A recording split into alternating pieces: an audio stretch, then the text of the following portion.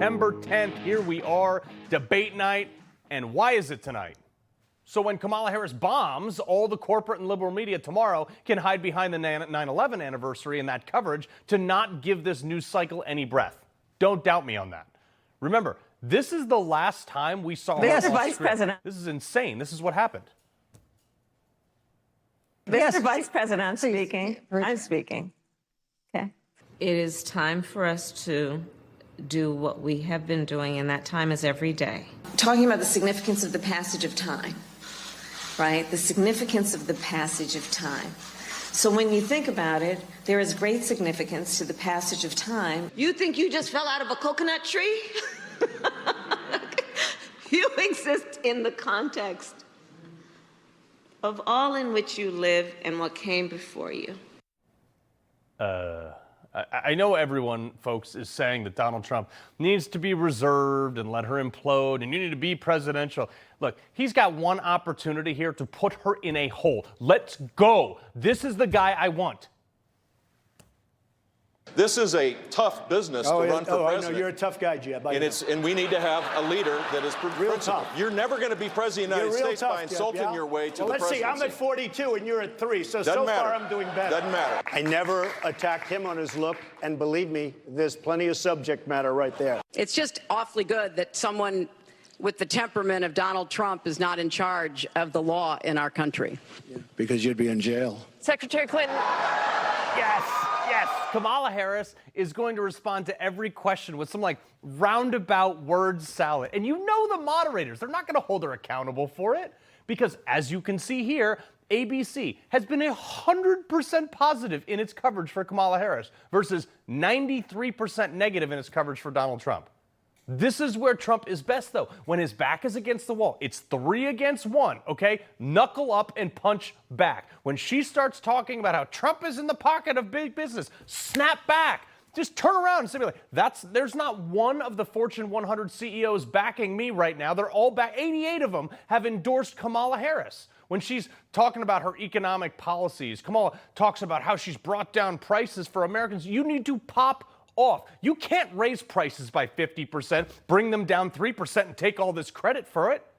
You know the border is going to come up tonight, too. What's Kamala Harris, the border czar, going to say about her failed stint? You ask her, Donald Trump, you ask her why she used your border wall in her campaign video. You ask why the migrant influx was 10x under her control than it was under yours. You want to ask her why this administration is suing states to stop securing their own border like they just did in Texas? And when you're done burying her in her own failures, you lay out your plan. You want to know how to fix this problem? You build a wall. You carry out the largest deportation in the history of ever. And when Kamala Harris calls you racist for it, you double down because you want to keep people safe and fentanyl out of our kids' lockers. You say, I don't see you taking any of those illegals into your living room, Veep. Why should every American have to deal with it? I don't see you sharing your pantsuit collection with a bunch of people that couldn't care less about our customs, getting put up in free hotels while they kick military veterans out. Look, some of these migrants even shot a bald eagle in Nebraska with the intention of eating it. And that's CNN reporting it, not me. Bet she goes here. Kamala Harris is going to say that Donald Trump will lock up his political opponents. Just maybe casually remind her of Steve Bannon, Peter Navarro, General Flynn, Roger Stone, George Papadopoulos, like 1,100 people from January 6th. All were either indicted, spent time in jail, or for mostly nothing more than a process crime, many with no relation to Trump personally. Maybe just casually drop in there that Kamala Harris had your house raided by a prosecutor who was just found to be illegally appointed. But yet Hunter Biden, after lying on a federal gun form and defrauding the American people for millions of dollars, still walks free. So you tell me, Kamala Harris, who's really using the Justice Department against their political opponents here. You see, the moderators are not going to ask these questions, so Donald Trump has to. He has to drop bombs upon bombs. And speaking of bombs, Afghanistan. You still think that was a success, Kamala Harris? The Inflation Reduction Act that added 22% inflation over her reign? How about them electric buses right now? Oh, yeah, they all caught on fire.